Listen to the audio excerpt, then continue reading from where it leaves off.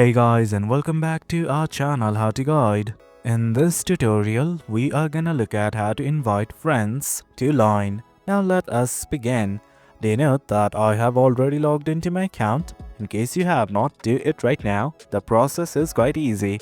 Now let's simply look at how to invite friends. At the top right next to settings, you will see a button like this. This is in fact Add Friends. Click on it right now. Once you guys click on it, you will be redirected to this page. Well, do you know that you can simply invite them by clicking on this best icon? Else what you guys can do is simply share the QR code. For now, I'm simply gonna click on this invite button right here. And once you do that, it's gonna give you a few options. You can invite your friend by using the text message, email, or simply share it. Select whatever you wish. And guys, that is it. That is how we share.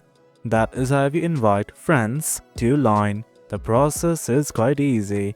Hope you guys found this video informative, and for more content like this, do remember to hit like, share and subscribe. Your support fuels us. Until next time, thank you.